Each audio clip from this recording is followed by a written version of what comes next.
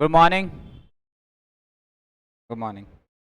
आ गए सब या कुछ लोग बाकी हैं अभी? चलिए, कल हम लोग जो क्लास देख रहे थे वो भारत के राजवंश देख रहे थे। आज जीके में हम लोग एक नए टॉपिक के साथ आपके सामने हैं और सब्जेक्ट आपके सामने लिखा हुआ ही है। कौन है? भारत के इतिहास की प्रमुख घटनाएं और उनके साल। मुगल राजवंश हमने पूरे पढ़ लिए थे। कितने मुगल बादशाह थे? 19 थे। ठीक है, और 19 मुगल बादशाहों में से एक मुगल बादशाह रह गया। कौन सा वाला? बहादुर शाह जफर। उसको मैं इस चैप्टर के बाद लूंगा। ठीक है, इस चैप्टर के बाद मैं उस मुगल बादशाह से वापस शुरू करूंगा और उसके टाइम की जितनी भी इंपॉर्टेंट चीजें हैं वो मैं आपको बताऊंगा। ठीक है, फिलहाल हमारे सामने है, तो हेडिंग आप ले लीजिएगा, इतिहास की प्रमुख घटनाएं और उनके वर्ष। हमारे परीक्षा के अंदर सीधे क्वेश्चन केवल यहां से बनता है स्टैटिक से, ये जो घटना है ये किस वर्ष हुई है, ठीक है, किसके बीच में हुई है, या इनसे जुड़ी हुई चीजें क्या क्या हैं।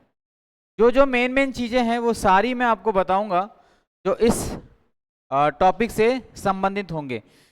मैक्सिमम इतने हिडन फैक्ट्स मैं आपको बताने वाला हूं जिनको आपको मेमोराइज करना पड़ेगा। मेमोराइज मतलब आपको याद करना पड़ेगा।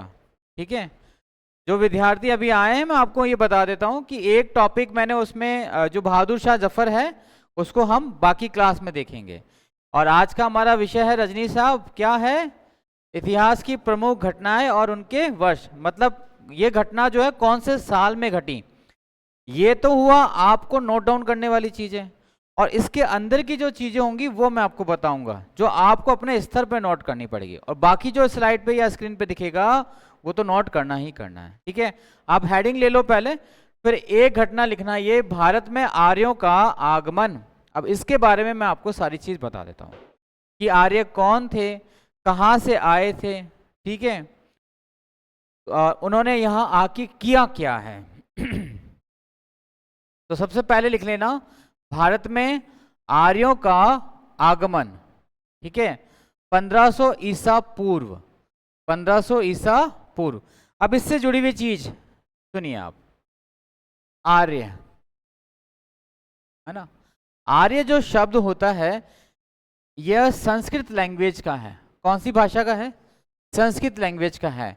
और इसका जो मीनिंग होता है, इसका जो अर्थ होता है वो अर्थ होता है सर्वश्रेष्ठ।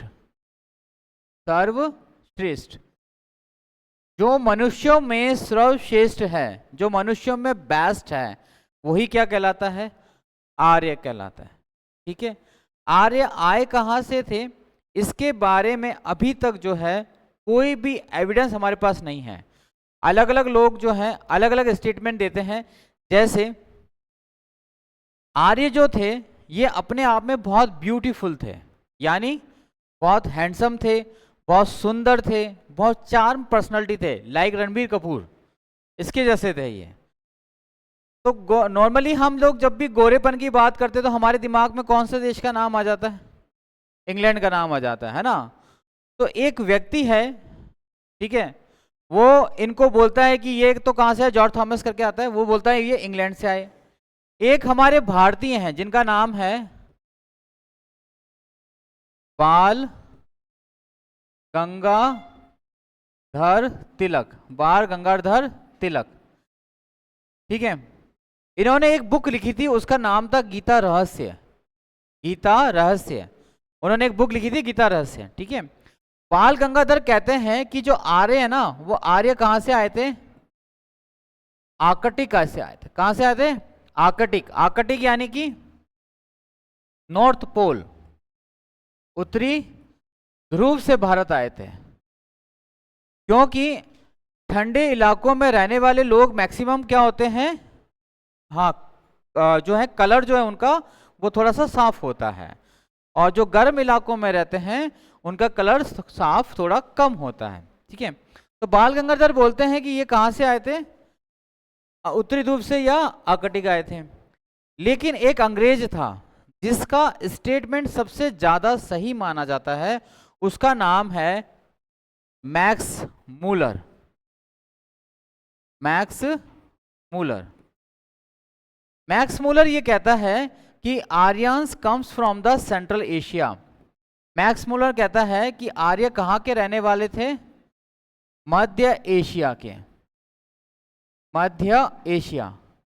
मध्य एशिया यानी कि ग्रीक या फिर टर्की वाले एरिया, सेंट्रल एशिया। होता क्या है, मनुष्य का जो जन्म है वो जन्म माना जाता है अफ्रीका के कॉन्टिनेंट से, अफ्रीका के महाद्वीप से, ठीक है। उस मनुष्य को हम किसके नाम से जानते हैं? होमो सैपियंस, यानी आदि मानव के नाम से जानते हैं। वह आदि मानव वहां से जब परिवर्तन हुआ वातावरण में, तो वहां से भागता हुआ किस तरफ आ गया? जम्बू द्वीप की तरफ आ गया। थोड़ा सा आप मैप से समझ लेंगे तो आइडिया रहेगा आपको, ठीक है। यहां पे मनुष्य का जो है एक जन्म माना जाता है। खोपड़ी जो है इजिप्ट वाली सिविलाइजेशन पे, सोमालिया वाली जगह में हमको खोपड़ी मिलती है, जिससे हमको पता चलता है कि यहाँ पर ह्यूमन बीइंग सबसे पहले था। क्योंकि खोपड़ियां तो बहुत जगह मिली हैं, लेकिन जब उन खोपड़ियों की, उन स्कल का जब उनका इन्वेस्टिगेशन किया गया, उनकी जब जांच करी गई, कौन सी से? कार्बन डेटिंग पद्धति से, C14 से, तो पता चला कि सबसे पुरानी खोपड़ी कहाँ से मिली हुई हमको? अफ्रीका कॉन्टिनेंट से बनी हुई। अब यहां से ये मनुष्य जो है यहां आकर रहने लग गया। और ये हिस्सा कौन सा है? सिंधु नदी घाटी का एरिया। यहां से मनुष्य चला, यहाँ बीच में उसको खारा पानी मिला, डेफिनेटली भूमध्य सागर है, हिंद महासागर है, तो वो यहाँ सरवाइव नहीं कर पाया। यहाँ आगे आया तो यहाँ वापस इसको ऐसा ही वातावरण मिल गया, सहारा मरुस्थल, और यहाँ पे भी क्या मिल गया? मरुस्थल मिल गया। अब वो पानी की तलाश में आगे चलता गया, तो आगे से इसको 2-3 नदियां बहती हुई दिख गई। कौन कौन सी? सिंधु, झेलम, चिनाब। सिंधु, झेलम, चिनाब, ये 3 नदियां सबसे पहले इसको बहती हुई दिखी। तो वो यहीं पर रह गया, और यहां से रहते रहते जब इनकी पॉपुलेशन बढ़ने लगी, तो इन 3 नदियों के आगे आने लग गए कौन से? व्यास, रावी व्यास और सतलज। और यह इस पूरे इलाके में ये लोग बस गए। कौन बस गए? आर्यन बस गए, ठीक है। और यहां पर आने के बाद इन्होंने काम क्या किया? यहां आने के बाद इन्होंने एक नई सभ्यता चलाई। उस सभ्यता का नाम है वैदिक सभ्यता, ठीक है। सिंधु घाटी सभ्यता के लोग जो है पढ़ना लिखना नहीं जानते थे, समझ रहे हो आप? सिंधु घाटी सभ्यता के लोग पढ़ना लिखना जानते थे या नहीं जानते थे, इसके हमारे पास कोई प्रमाण नहीं है। आर्यन जो थे ये पढ़ना भी जानते थे और पढ़ाना भी जानते थे और लिखना भी जानते थे, इसके हमारे पास प्रमाण है। इसीलिए हम आर्यों वाली सभ्यता को क्या बोलते हैं? वैदिक सभ्यता बोलते हैं, ठीक है। तो आर्य कौन थे भैया? आपको ये याद रखना चाहिए। ये कौन है? फाउंडर ऑफ वैदिक सिविलाइजेशंस, वैदिक सभ्यता के संस्थापक हैं। वैदिक सभ्यता के संस्थापक माने जाते हैं आर्यंस, ठीक है। और इन आर्यों ने ही क्या करा? वेदों की रचना कराई है, ठीक है ना, वैदिक सभ्यता। और वैदिक सभ्यता का टाइम पीरियड कब से कब तक होता है? सिंधु सभ्यता का टाइम पीरियड कब से कब तक होता है? 2300 से लेकर 1750 BC। 2300 से लेकर 1750 BC, जबकि आर्यों का टाइम पीरियड कहां पर है? 1500 BC है। तो 250 साल कहां गए? ध्यान गौर करो, देखो बहुत इंपॉर्टेंट बात है और अच्छा क्वेश्चन बता रहा हूं मैं आपको यहां से, ठीक है। देखिए सिंधु घाटी सभ्यता का टाइम पीरियड, आईवीसी समझ जाओगे ना आप, सिंधु घाटी सभ्यता का टाइम पीरियड, ठीक है। वो टाइम पीरियड है कितना? 2350 से लेकर 1750 BC, सही है। उल्टा चल रहा है, ईसा पूर्व चल रहा है ना, समझ में आ रहा है आपको? उल्टा। और जो आर्य सभ्यता है, यानी कि कौन सी सभ्यता? वैदिक सभ्यता बोलो, ऋग्वैदिक सभ्यता बोलो, आर्यन सिविलाइजेशंस बोलो, कुछ भी बोल दो इनमें से, है ना। ये सभ्यता, इसका जो टाइम पीरियड है वो कब से कब तक है? वो है 1500 से लेकर 750 AD तक, क्योंकि 712 में फिर हमारे यहाँ पे मुस्लिम अटैक होना शुरू हो गए थे, ठीक है। ये है BC से इतना टाइम पीरियड। लेकिन 250 साल कहाँ गए हैं? 1750 से लेकर 1500 BC तक के 250 साल कहाँ गए? इस 250 साल के लिए एक टर्मोलॉजी इस्तेमाल की जाती है, वो टर्मोलॉजी कौन सी है वो आपको याद रखनी है। ठीक है, देखो हुआ क्या था मैं बताता हूं। आप सब लोगों ने किताबों में ये पढ़ा होगा कि सिंधु घाटी सभ्यता का नाश किससे हुआ? बाढ़ से हुआ। मानते हो ना आप लोग? लिखा हुआ है ना ऐसा कि बाढ़ से हुआ था, कि बहुत सारा पानी आया और उसने सिंधु घाटी सभ्यता के जितने भी गांव थे, मकान थे, उन सबको बहा के चला गया। आपने सिंधु घाटी सभ्यता पे जो फिल्म बनी थी ऋतिक रोशन की, वो भी देखी होगी, तो उसमें भी पानी का सैलाब भी आया होगा, अगर कभी देखा होगा तो आपने ना। मीन्स ये कि 1750 में बाढ़ आई और बाढ़ ने सिंधु सभ्यता को पूरी तरह से तबाह कर दिया। अब उस बाढ़ की वजह से जो तबाही हुई, उस तबाही को या उस एरिया को वापस डेवलप होने में कितने साल लग गए? 250 साल लग गए। और इस 250 साल के टाइम पीरियड को बोला जाता है संक्रमण काल। क्या बोला जाता है इसको? संक्रमण काल बोला जाता है। ध्यान रखिए ना इसको, संक्रमण काल। संक्रमण काल कहां से कहां तक आएगा? सिंधु घाटी और आर्य सभ्यता के बीच का काल, यानी कि 1750 से लेकर 1500 BC तक का जो टाइम पीरियड है। और पूछा जाता है संक्रमण काल की जो है अवधि कितनी की है? संक्रमण काल की अवधि कितने की है? 250 वर्ष की है, ये याद रखना, ये संक्रमण काल की है। ठीक है, तो ये था आर्यों के बारे में। और आर्यों के बारे में ये स्टेटमेंट आपको याद रखना है, ये सबसे ज्यादा एक्सेप्टेड है कि Aryans comes from the central Asia. Aryans come from the, Aryans कहां से आए थे? आर्यन मध्य एशिया से आए थे। और क्या किया उन्होंने यहाँ आकर? वैदिक सभ्यता। ठीक है, वैदिक सभ्यता मतलब ज्ञान की सभ्यता। ठीक है, बात करते हैं दूसरा पॉइंट क्या हमारे पास। दूसरा पॉइंट है महावीर स्वामी का जन्म। आपके सामने दिख रहे हैं वो कौन है?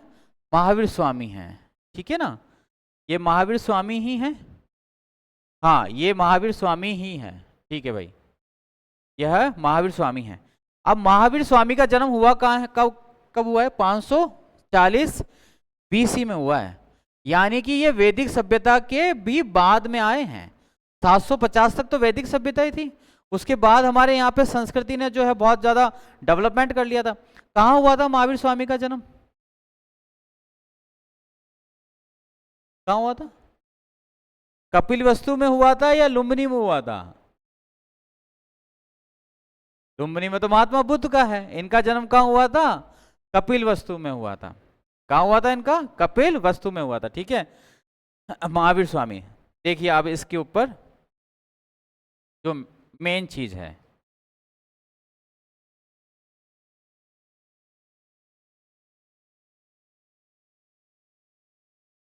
अच्छा ये बताओ महावीर जो स्वामी हैं इनका संबंध किससे है?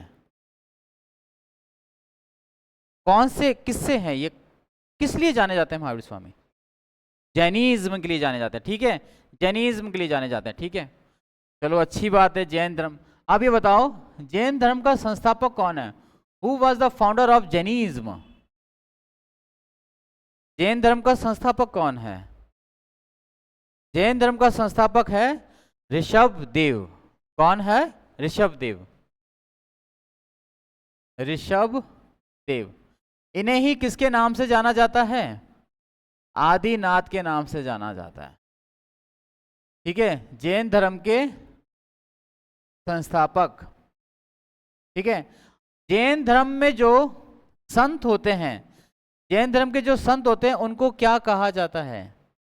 उन्हें बोला जाता है तीर्थंकर। उनको क्या बोला जाता है? तीर्थंकर।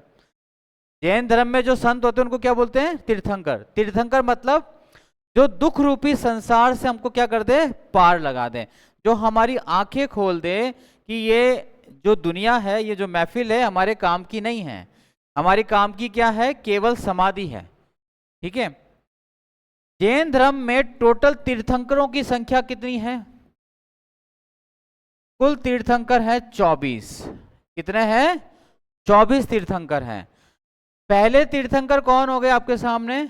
ऋषभदेव जी। 23वें तीर्थंकर कौन है आपके सामने? पारश्वनाथ जी। पारश्वनाथ जी।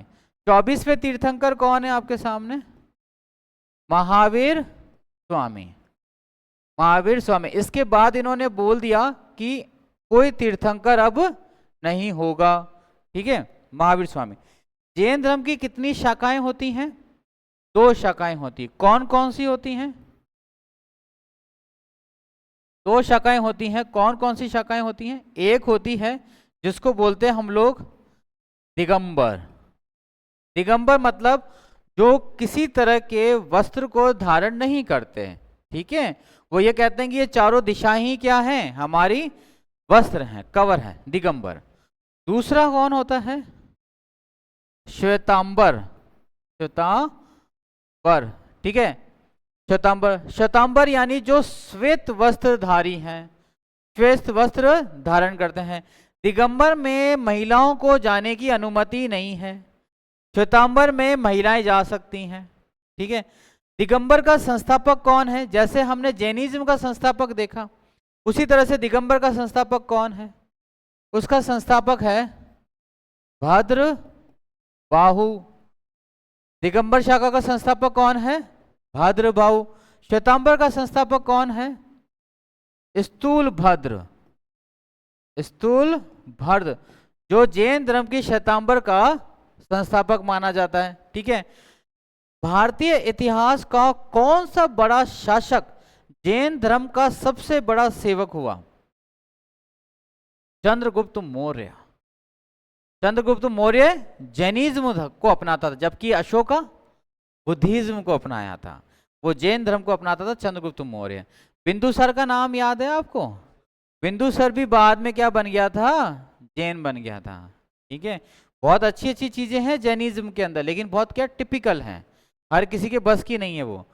बात करें महावीर स्वामी। महावीर स्वामी का जो असली नाम है, रियल नाम है, वो क्या है? वास्तविक नाम। इनके वास्तविक नाम क्या है? इनका वास्तविक नाम वर्धमान है या सिद्धार्थ है? महावीर स्वामी के वास्तविक नाम क्या है? हाँ बिल्कुल सही है, इनका क्या नाम है? वर्धमान है। ठीक है, इनके पिताजी का नाम क्या है? इनका पिता का नाम क्या है? सिद्धार्थ। इनके पिताजी का नाम क्या है? सिद्धार्थ है। ठीक है, इनकी जो माता है उसका नाम क्या है किसी को आइडिया? महामाया है, यशोदा है या यशोधरा है? महामाया तो महात्मा बुद्ध के पास है, तभी तो उन्होंने प्रजापति ने पाला था इनको। इनकी माता का नाम है त्रिशला। क्या नाम है इनकी माता का नाम? त्रिशला। ठीक है, इनकी माता का नाम है त्रिशला। त्रिशला, इनकी माता का नाम है त्रिशला। ठीक है, महावीर स्वामी की जो पत्नी है उसका नाम क्या है? यशोदा है या यशोधरा है? इनकी पत्नी का नाम क्या है? यशोदा है या यशोधरा है? इनकी पत्नी का नाम यशोदा है, और महात्मा बुद्ध की पत्नी का नाम यशोधरा है। ठीक है, यशोदा।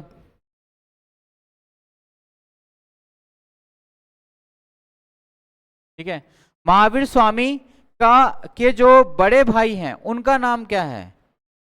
इनके जो बड़े भाई हैं उनका नाम है नंदीवर्धन।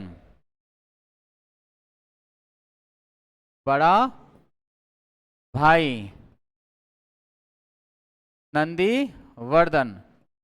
ठीक है, इनके लड़का हुआ या लड़की हुई? महावीर स्वामी के लड़का हुआ या लड़की हुई? महावीर स्वामी के लड़की हुई या लड़का हुआ, ये बताऊं तो? लड़का हुआ था। क्या नाम है? राहुल। नाम तो सुना होगा। महावीर स्वामी के लड़का हुआ था, उस लड़के का नाम क्या है? राहुल। इनका जो पुत्र है उसका नाम है राहुल। और राहुल का मतलब क्या होता है? बंधन। एक बार जो राहुल से जुड़ गया वो कभी नहीं भाग पाएगा। ठीक है, इसलिए राहुल का नाम बोला जाता, नाम तो सुना होगा। ठीक है, इन्होंने सबसे पहले कौन से धर्म की शिक्षा ली थी? योग धर्म की।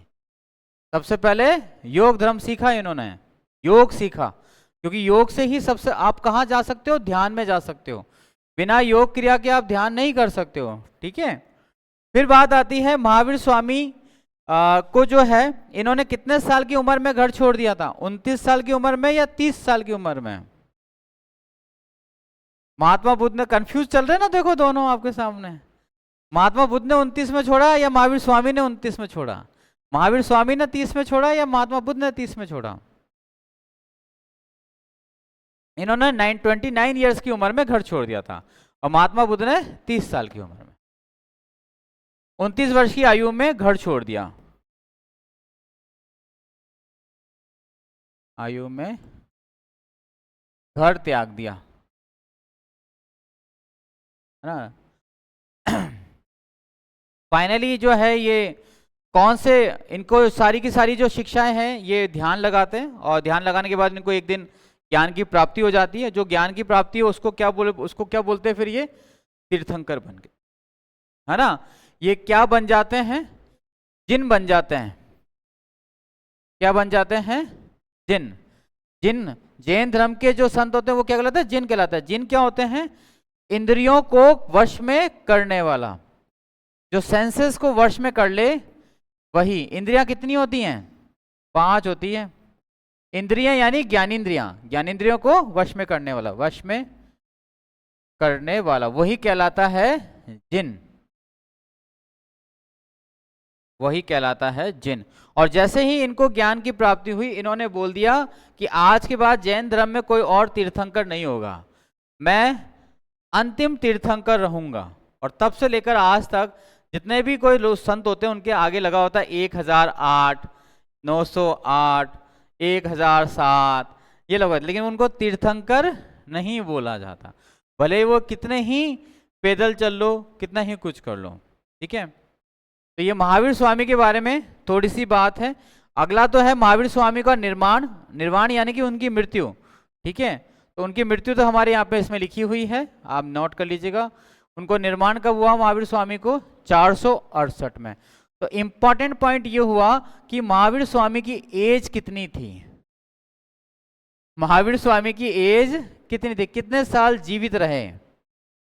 इसमें से इसको घटा दो तो कितने आ जाएंगे? 2 साल। और इधर से यहां घटाएंगे, 13 में से 6 गए तो कितने हो गए? 72 साल हुए, हाँ या ना? 72 हो गए ना। तो 72 साल की उम्र में उनको निर्वाण की प्राप्ति हुई थी, ये याद रखना।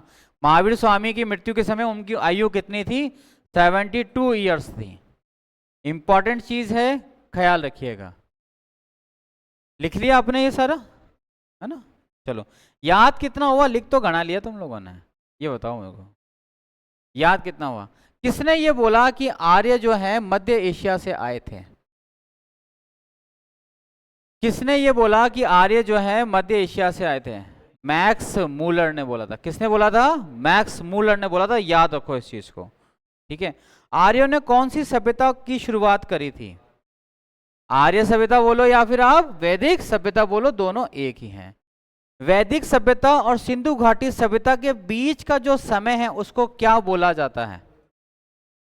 संक्रमण काल, ट्रांसफॉर्मेशंस एज, है ना, ट्रांसफॉर्मेशंस एरा उसे बोला जाता है। कितने साल का है? 250 साल का है। तो बताओ सिंधु घाटी सभ्यता का काल क्या है? याद होना जरूरी है। सिंधु घाटी सभ्यता का टाइम पीरियड कब से कब तक है? 2350 से लेकर 1750 का है। और वैदिक सभ्यता का कब से कब तक है? हाँ, 750। वैसे 512 भी लिया जाता है, कई बार 612 भी ले लेते हैं अलग अलग जगह। ठीक है,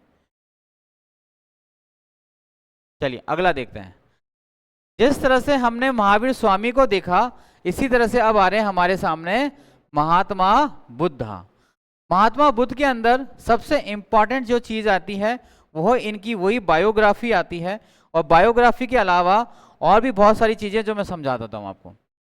महात्मा बुद्ध, महात्मा बुद्ध, महात्मा बुद्ध का जन्म कहाँ हुआ? लुम्बिनी ग्राम में हुआ। लुम्बिनी ग्राम के अंदर हुआ। ठीक है, महात्मा बुद्ध के जो पिताश्री हैं उनका नाम क्या है? महात्मा बुद्ध के जो पिताश्री है उनका नाम क्या है? अरे बताया तो था अभी थोड़ी देर पहले। और उनका नाम क्या है? हैं? इनके पिता का नाम क्या है? वर्धमान है, क्या है? सिद्धार्थ। तो हाँ, सिद्धार्थ ही होना चाहिए। नहीं नहीं, सिद्धार्थ उनके पिता का नाम था। हाँ, महात्मा बुद्ध के पिता का नाम क्या है भाई? हाँ, शुद्धोधन करके कुछ नाम मिलता है उनको। चलो देखते हैं इसको। और माता का, इनकी माता जी का नाम क्या है? इनकी दो माता जी हैं, है ना। इनको जन्म देली जो माता है उसका नाम क्या है? महामाया। और जिन्होंने इनका पालन पोषण किया उसका नाम क्या है? मौसी है इनकी, प्रजापति गौतमी। जन्म देते ही, अच्छा, इनके पिताजी का नाम है शुद्धोधन। पिताजी का नाम है शुद्धोधन, ये इनके पिताजी का नाम है। महात्मा बुद्ध के पिताजी का नाम है शुद्धोधन, माताजी का नाम है महामाया, और पालने वाली जो माताजी है उनका नाम क्या है? प्रजापति गौतमी। क्योंकि जन्म देने के 7वें दिन ही इनकी क्या हो जाती है? डेथ हो जाती है। ठीक है। 13 साल जब इनकी कुंडली दिखाई जाती है महात्मा बुद्ध की पंडितों को, तो पंडित बोल देता कि भाई आपके घर के अंदर जो है एक साधु का जन्म हुआ है। जबकि ये शुद्धोधन जो है ये किससे बिलोंग करते हैं? ये तो क्षत्रिय हैं, ये तो राजा हैं, और राजा को अपना वंश चलाने के लिए क्या चाहिए? राजकुमार चाहिए। लेकिन अगर आपके घर के अंदर कोई ऐसा आ जाए, ले जाओ सब, क्या तेरा क्या मेरा, क्या लेकर आए थे क्या लेके जाओगे, तो ऐसे व्यक्ति को कौन रखना चाहेगा? तो इन्होंने, इनकी जब कुंडली के बारे में इनको पता चला, तो इन्होंने कहा कि मैं इसको हर वो सुख और सुविधा दूंगा जिससे कि इसका मोह भंग ना हो। बचपन से लेकर जब ये जैसे जैसे बड़ा होने लगा, इसको इसके महल के अंदर ही सारी चीजें दे दी जाती थी, जो भी इसको चाहिए था या जो इसको नहीं चाहिए था। 13 साल की उम्र के अंदर जब इसका ध्यान भटकने लगा, ये अजीब अजीब सी बातें करने लगा कि पिताश्री ये पक्षी क्यों उड़ते हैं, गिली गिली बातें करने लग गया इस तरह से। तो 13 साल की उम्र में इसकी क्या हो गई? शादी हो गई। शादी होते ही इसको क्या मिल गई? एक धर्म पत्नी मिल गई। क्या मिल गई इनको? धर्म पत्नी। और उस पत्नी का नाम क्या है? यशोधरा। इनको पत्नी मिलते ही इनसे उसको एक लड़की की प्राप्ति हुई। ठीक है। और उस लड़की का नाम क्या है? प्रियदर्शना। ठीक है, उसका नाम है प्रियदर्शना। ठीक है। लड़की हुई है तो डेफिनेटली पावड़े भी आएंगे इनके। ठीक है, उनके पावड़े का नाम है जामाली। दामाद जो मिला उसका नाम क्या है? सॉरी, आनंद। आनंद। दामाद का नाम है सन इन लॉ का आनंद। इन्होंने जो तपस्या, इन्होंने घर छोड़ दिया कब? हाँ, 30 वर्ष की आयु में इन्होंने घर छोड़ दिया, घर त्यागा। और इस घर त्यागने को क्या बोला जाता है? महानिष्कर्मण। महानिष्कर्मण। महानिष्कर्मण। आधी रात में जब बच्चा और जो इसकी पत्नी सो रही थी, तो ये चुपचाप उठते हैं और चले जाते हैं। इस घटना को बोला जाता है महानिष्कर्मण। ऋचुपालिका नदी के किनारे गया में ये क्या करते हैं? तपस्या करते हैं। लेकिन कुछ लोग आते हैं, इनको कहते हैं कि भाई हम भी आपके साथ करेंगे, वो उसके साथ ज्वाइन करने लग जाते हैं। फिर एक लड़की आती है, वो देखती है कि ये जो तपस्या कर रहे हैं तो इतना सूख गए हैं, और चींटियों ने चिड़ियों ने उनके बालों में क्या कर लिया है? घोंसला बना दिया है। तो उस लड़की ने बोला कि ये जो है आप खीर खाओ, अपने शरीर को थोड़ा सा हिम्मत दो, ताकत दो, ताकि तभी तो आप मोक्ष की प्राप्ति कर पाओगे। और उसने एक बात बोला कि सितार के तार को उतना ही खींचना चाहिए जितना वो टूट नहीं जाए। ये बात सुनकर महात्मा बुद्ध जो है अपनी समाधि को थोड़ा सा रोकते हैं और खाना पीना करते हैं, फिर वापस ध्यान में लग जाते हैं। जो उनके साथ में 5 लोग होते हैं, वो कहते हैं ये तो ढोंगी है, उसको छोड़ के चले जाते हैं। महात्मा बुद्ध पर इसका कोई असर नहीं होता है, वो फिर भी ये तपस्या करते रहते हैं। और फाइनली उनको 35 साल की, हाँ लगभग 35 साल के आसपास उनको क्या होता था? ज्ञान की प्राप्ति हो जाती है। जो उनको ज्ञान की प्राप्ति होती है उसको क्या बोला जाता है? धर्म चक्र परिवर्तन, सॉरी, ज्ञान की प्राप्ति को क्या बोला जाता है? जो पहला उपदेश देते हैं ज्ञान प्राप्ति के बाद,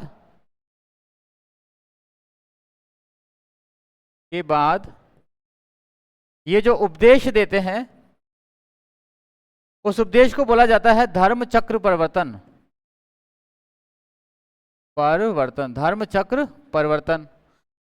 जो उपदेश देते हैं, पहली जो स्पीच है, और ये पहली स्पीच कहाँ देते हैं, ये इनका फर्स्ट स्पीच, प्रथम उपदेश, ये प्रथम उपदेश देते हैं कहां पर, सारनाथ में देते हैं।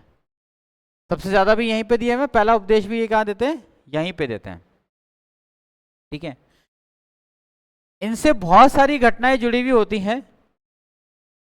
इनको साधु बनने की जो घटना है वो कैसे मिलती है, चार ये घटनाएं, चार इंसिडेंट आते हैं।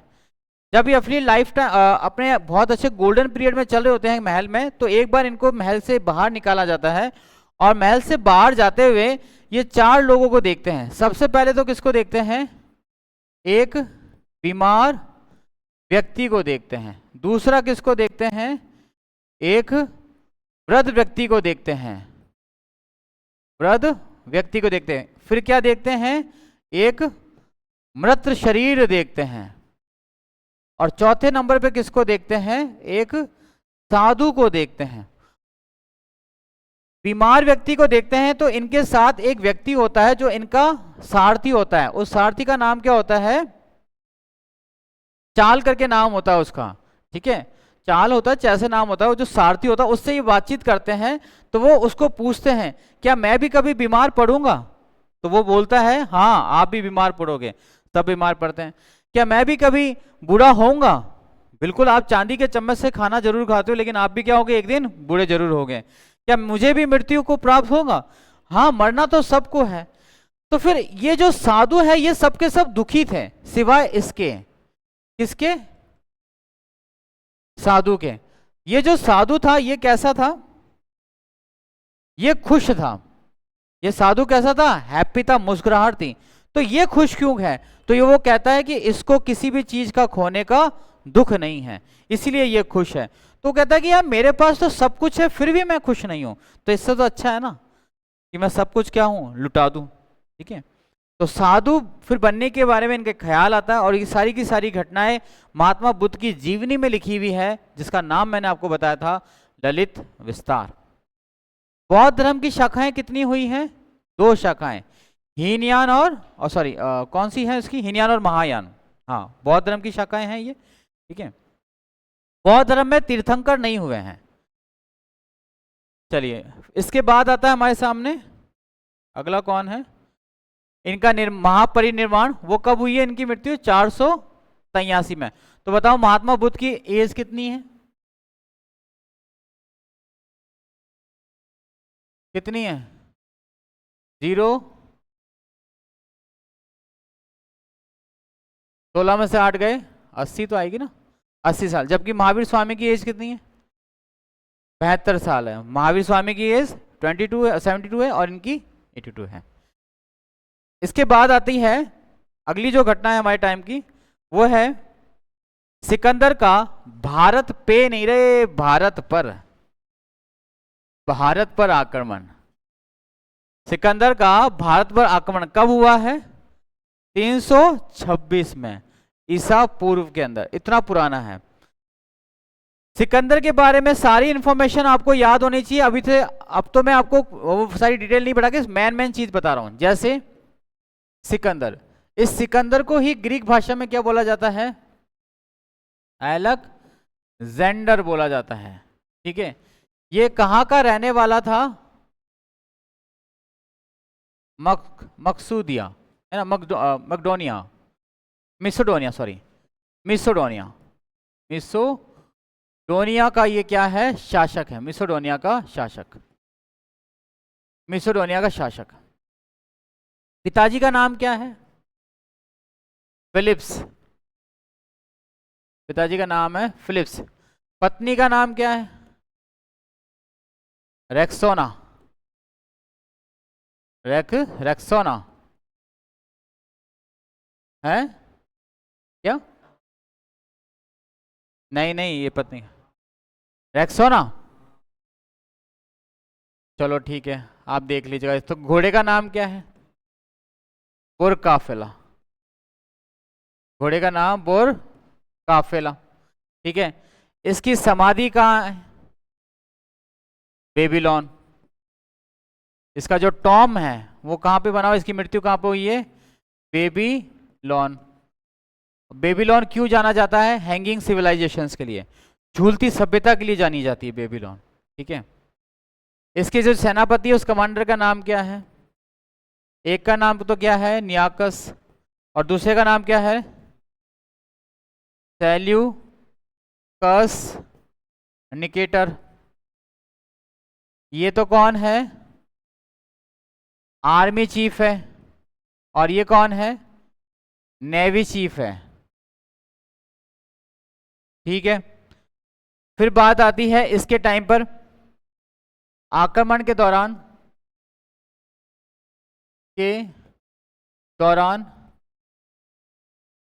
सिंध का शासक, सिंध का शासक कौन था?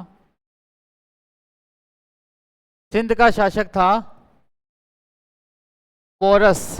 आर्य नहीं है, पोरस आर्य। इसकी गर्दन पे तलवार रख दी थी सिकंदर ने मान, क्योंकि इसको बोला गया था कि तुम मेरे गुलाम बन जाओ। तो पोरस ने बोला कि नहीं, मैं तुम्हारा गुलाम नहीं बनूंगा, अगर तुम गुलाम नहीं बनोगे तो मैं तुम्हारी गर्दन काट दूंगा।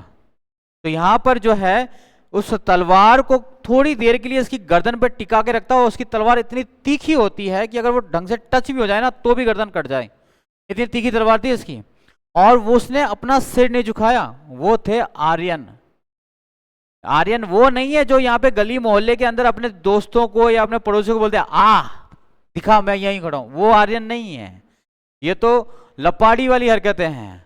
ये थे जो देश का दुश्मन जो था उसको उसने उससे डरा नहीं, वो था आर्यन, पोरस। फिर इसकी वाइफ आती है और वाइफ को कहती है कि भैया छोड़ दो।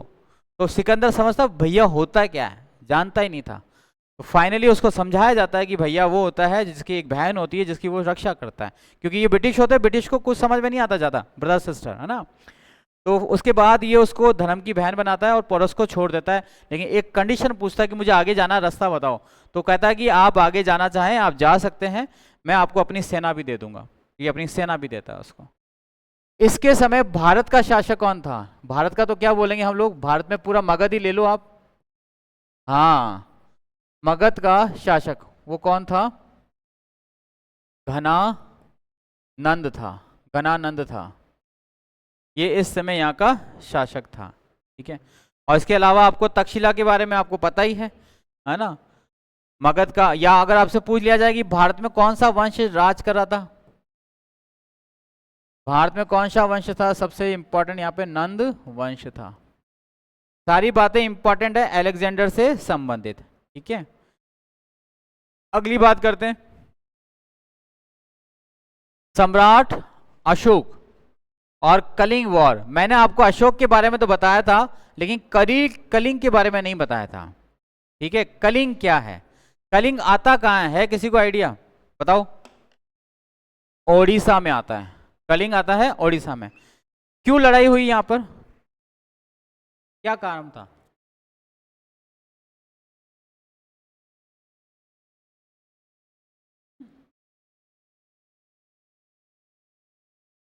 जानते हो? चलो आज अशोक की ये वाली भी स्टोरी सुनो, अब भूलना मत इस स्टोरी को। बाकी अशोक के बारे में आपको बता ही रखा है कि श्रीनगर की स्थापना करी थी। ठीक है। तक्षशिला का विद्रोह दबाया था इसने। इसके पिताजी का नाम क्या है? बिंबिसार है। सबसे बड़े भाई का नाम क्या है? सुशीम है। सबसे छोटे बेटे का नाम क्या? उदयन है। ठीक है, बता दिए थे। बौद्ध भिक्षु बन गए थे, 100 भाइयों को मारकर जो है ये मगध का राजा बना था। बड़ा क्रूर है। अशोक का मतलब क्या होता है? जिसको किसी बात का दुख नहीं होता, किसी बात का शोक नहीं होता, वो ही है अशोक। इसको किसी से कोई चीज से फर्क नहीं पड़ता है। ठीक है भाई? हाँ, ये असली लगभग लगभग ऐसा है। पोर्ट्रेट पेंटिंग मिलती है हमको, उस पोर्ट्रेट पेंटिंग से ये जो है शक्ल निकली हुई है। अशोक के बारे में जो इंपॉर्टेंट चीज है वो देखो आज। अशोक, और आज आपको मैं कलिंग वार समझाता हूं। देखिए, जब अशोक जो था राजकुमार था, जब तक राजा नहीं बना था, तो उसका इसको एक शौक था, और वो शौक था हंटिंग। किसका शौक था? शिकार। शिकार हमेशा कहाँ पे होता है? जंगल में। और पूरे भारत में सबसे ज्यादा जंगल आज भी कहाँ के फेमस हैं? छत्तीसगढ़, झारखंड के हैं। छत्तीसगढ़, झारखंड के जंगल बहुत फेमस है। झारखंड तो अभी बना, झारखंड पहले थोड़ा ना था। तो ये जो पूरा एरिया कहलाता था, इस हिस्से को अगर आप देखेंगे ध्यान से, ठीक है, ये वाला हिस्सा जो बंगाल तक जाता था, यही पूरा का पूरा क्या है? ओडिशा है। क्या है? ओडिशा। उस ओडिशा के अंदर एक स्टेट था जिसका नाम था कलिंग, ठीक है। और कलिंग सबसे ज्यादा फेमस था किसके लिए? शिकार और जंगल के लिए, ठीक है। कलिंग का इस समय राजा है जिसका नाम है खारवेल। कलिंग का राजा कौन है? खारवेल, ठीक है। कलिंग के बारे में एक बात बताता हूं, याद रखना। कलिंग मतलब कि इस कलिंग के अंदर अगर किसी भी लड़की की शादी होती है तो वहां पे दो शर्तें हैं। दो शर्तें क्या हैं? पहली शर्त तो ये कि कलिंग की लड़की से अगर कोई भी शादी करेगा तो वो कलिंग में रहेगा, ठीक है। दूसरी शर्त, कलिंग पर अगर कभी भी दिक्कत आएगी तो उसे कलिंग की क्या करनी पड़ेगी? मदद करनी पड़ेगी। ये दो शर्तें हैं, ठीक है। समझ में आ गया? याद रखना इसको। जब ये शिकार करने जाता है तो यहीं से एक राजकुमारी आती है कलिंग की, ठीक है। और अशोक की और उन दोनों की क्या हो जाती है? मुलाकात हो जाती है। बट ये जो राजकुमारी है जिसका नाम है ध्रुवा करके कुछ नाम मिलता है हमको, ना तो वो जानती है कि ये जो है अशोक है, और ना अशोक ये जानता है कि वो कौन है? कलिंग की राजकुमारी है। ये दोनों एक दूसरे को पहली बार देखते हैं, फिर दूसरे दिन टाइम से चले जाते हैं। इन दोनों को पता चल जाता है कि सुबह सही 7:15 बजे वो फूल तोड़ने आएगी, और उसको पता चल जाता है कि बहुत 7:00 के बीच में वो अपना धनुष बाण लेके आ जाएगा, ठीक है। जैसे गार्डन में टाइम फिक्स हो जाता है धीरे धीरे, वैसे जंगल में टाइम फिक्स हो गया। लेकिन ये दोनों एक दूसरे को पता ही नहीं। एक्चुअल में उस समय के लोग बोलते थोड़ा ना थे, आंखों से बोलते थे, आंखों से। अभी क्या होते हैं? आंखों से तो भाषण करते हैं, बोलने की तो छोड़ो ही मत। बोलते तो किससे? गुड मॉर्निंग, गुड नाइट, खाना खा लिया क्या, ये वाला। ये बोला तो इससे जाता है ना। और आंखों से तो भाई साहब ऐसा डराते हैं, देख रही है नहीं देख रही है। बोला भाई खतरनाक है, खतरनाक लोग हैं। तो यहाँ पे इन दोनों की मुलाकात होना शुरू हुई, बात आगे बढ़ी। चलो ठीक है, दोनों ने अभी तक इसको कुछ भी नहीं बताया। अब अशोक बन गया है मगध का सम्राट। क्या बन गया? मगध का सम्राट बन गया। लेकिन आज भी उसको शिकार के लिए कहां जाना पड़ता है? कलिंग। इसका मतलब कलिंग मगध के अंडर में नहीं है। अशोक ने मैसेज करवाया कलिंग के राजा को, भाई साहब या तो आप मेरी अधीनता स्वीकार कर लो, या तो आप मगध में मिल जाओ, या फिर आप मेरे से क्या कर लो? लड़ाई कर लो, युद्ध कर लो। खारवेल ने बोला जब तक मैं जिंदा हूं तब तक तो मैं तुम्हारी अधीनता स्वीकार नहीं करूंगा। तुमको लड़ना है तुम लड़ सकते हो, जैसे चाहो वैसे। अशोक को फाइनली ये पता चल गया कि अब मुझे कलिंग पे क्या करना है? आक्रमण करना है। तो वो एक बार फिर जाता है और उसको मैसेज देके आता है कि भैया अब 3-4 दिन बाद मिलेंगे अपन, क्या मैं किसी जरूरी काम से बाहर जा रहा हूँ। जैसे वो गजनी के अंदर आमिर खान बोल के आता है, मेरी दादी की जो है तबीयत खराब है, मैं मिल के आ रहा हूँ। उसको सच्चाई नहीं बताई, और जिस दिन सच्चाई बताने वाली चीज होती है उस दिन ही क्या हो जाती है? बिल्कुल अलग हो जाती है। कलिंग के बारे में वो दोनों बातें याद रखना, ठीक है। अब होता क्या है कि अशोक जो है पूरी आर्मी लेके कहाँ टूट पड़ता है? कलिंग पे टूट पड़ जाता है। और कलिंग का एक पहली बात तो यह है कि वहां की लड़की के साथ जो शादी करेगा उसको वहीं रहना पड़ेगा। दूसरा, जहां पे भी अटैक होगा तो वहां पे जो है वहां के सब लोग जो हैं युद्ध में क्या आ जाते हैं? साथ आ जाते हैं, चाहे वो लड़का ही वहां का क्यों ना हो जो बाहर का आया हुआ हो। अटैक किया, और अटैक यहाँ पे लड़ाई हो रही है। अशोक मार काट करता हुआ, काटता हुआ, लोगों को चीरता हुआ आगे तक पहुंच जाता है, और पहुंच जाता है कहां तक? खारवेल के महल तक पहुंच जाता है। अब खारवेल के जो महल है उसकी रक्षा करने के लिए जो सैनिक सामने आता है, उस सैनिक को वो क्या कर देता है? काट देता है। लेकिन जब वो सिर नीचे गिरता है तो वो सिर किसका होता है? उस राजकुमारी का होता है जिससे वो प्यार करता था। मतलब उसने उसी को मार दिया जिसके लिए वो ये सब कुछ करना चाह रहा था, कलिंग के। अब उसको तब पता चलता है कि मैंने जब कलिंग पे अटैक किया है तो मैंने उसको भी मार दिया जिसको मैं चाहता था। इसके बाद फिर भी वो रुकता नहीं है, बहुत हताश करता होता है, उदास होते हुए मारता चलता है। उसी दौरान उसका जो सबसे छोटा ब्रदर होता है, जो सबसे छोटा भाई, वो जा रहा होता है और वो उसके खून से सनी हुई तलवार जो उसके घुटने तक के खून में, पैर भी घुटने तक जो होता है खून में होता है, उसको पूछता है तुमने इतना सब मार काट करके क्या पा लिया, क्योंकि तुम जिसको पाना चाहते थे तुमने उसको तो खो दिया।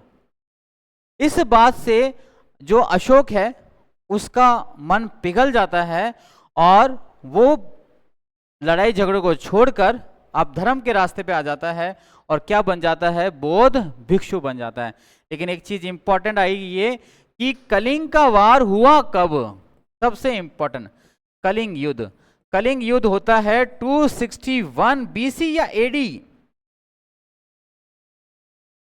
कब होगा, 261 बीसी। याद रखिएगा कलिंग का युद्ध कब होता है, 261 के बीच में। किसके बीच में होता है, अशोक और खारवेल के बीच में होता है। अशोक और कलिंग युद्ध के दौरान कलिंग का राजा कौन था, खारवेल था। ये आपका स्टैटिक का क्वेश्चन बनता है। अगला आता है विक्रम संवत का आरंभ कब है, 58, ठीक है, ईसा पूर्व। और शक संवत का आरंभ कब से हुआ है, 70, चंद्रगुप्त का है ये, ठीक है। अब हमको हमारा जो राष्ट्रीय कैलेंडर है वो कौन है, यही है राष्ट्रीय कैलेंडर वर्ष। राष्ट्रीय कैलेंडर वर्ष कौन सा है भारत का, विक्रम संवत। जब हमारा संविधान लागू हुआ था 1950 में, ठीक है, अंग्रेजी कैलेंडर गाग्रोलियन कैलेंडर पे, है ना, तब हमने इसी को क्या कर लिया था, एक्सेप्ट कर लिया था। विक्रमादित्य के द्वारा ये शुरू किया गया था विक्रम संवत। अब क्वेश्चन यहाँ पे क्या बनता है कि गाग्रोलियन कैलेंडर विक्रम संवत से कितने वर्ष पीछे चलता है, या विक्रम संवत गाग्रोलियन कैलेंडर से कितने वर्ष आगे चलता है। देखिए अगर बात करें विक्रम संवत की, तो विक्रम संवत शुरू कब होता है, 58 बीसी में। और अगर बात करें अंग्रेजी कैलेंडर जिसको गाग्रोलियन कैलेंडर बोलते हैं, ये कब चालू होता है, 0 एडी पर, 0 ईस्वी पर।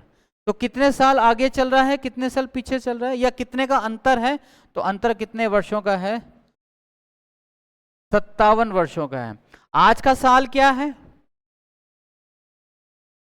आज का साल क्या है बताओ ना, 2025 है। ये 25 किसके अकॉर्डिंग है, गाग्रोलियन कैलेंडर के अकॉर्डिंग है। अगर आपको विक्रम संवत निकालना होगा तो आप क्या करोगे, इसमें 57 साल प्लस, अरे प्लस करेगा ना दादा, माइनस क्यों करेगा, ये पहले चल रहा है ना और ये बाद में आया है। तो जो बाद में आया है और जो पहले चल रहा है, तो हमको उसके बीच के रास्ते को क्या करना पड़ेगा, जोड़ना पड़ेगा, तभी तो हम बराबर जाएंगे। तो हमको इसमें 57 साल जोड़ देंगे हम। तो आज का विक्रम संवत क्या हो जाएगा, 2007 और सॉरी 8-2। आप घर में कैलेंडर हो तो देखना उसमें विक्रमी संवत कौन सा मिल रहा है, 2082। भाई 57 साल जोड़ दिए, 5 और 7 12, 1 5 और 3 8 और 2 और 0। अभी विक्रमी संवत कौन सा चल रहा है, 2082वां, ठीक है। भारतीय संविधान लागू कब हुआ था, 1950 में लागू हुआ था। जबकि भारतीय संविधान का जो विक्रमी संवत है वो कौन सा होगा, 2006 के आसपास हो जाएगा। 1950 में हुआ था, तो इसमें क्या जोड़ दोगे आप, 57 जोड़ दोगे, 7 0 1, है ना, 2006 लिखा हुआ है उसमें, विक्रमी संवत 2006।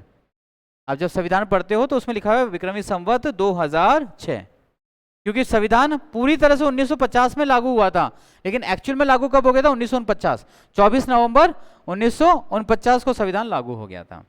तो आप ये याद रखना कि गाग्रोलियन कैलेंडर से विक्रमी संवत कितना पीछे चलता है, 57 साल। और आपको दे दिया जाए टाइम पीरियड तो आपको निकालना है।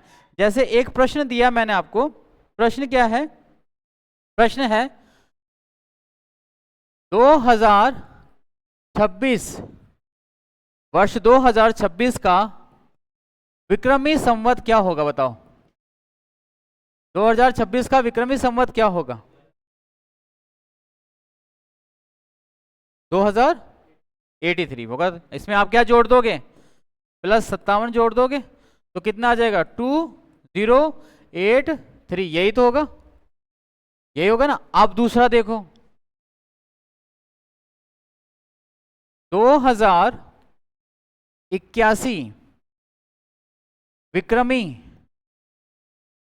2081 विक्रम संवत का ग्रेगोरियन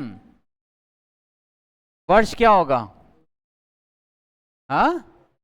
हाँ सही बोल रहे हैं, क्या होगा? 2024। क्योंकि आप क्या कर दोगे इसमें से 27 माइनस कर दोगे, ठीक है। तो ये आने चाहिए आपको। आज का विक्रमी संवत कौन सा है? 2082 है, जो हमारे क्या आगे चलता है, ठीक है। तो ये सारी चीज हमने देखी। इसके बाद और भी बहुत सारी चीजें हैं जो मैं आपको यहाँ पे नेक्स्ट क्लास के अंदर बता दूंगा, ठीक है। तो आज की क्लास यहाँ तक ही है। Okay, thank you.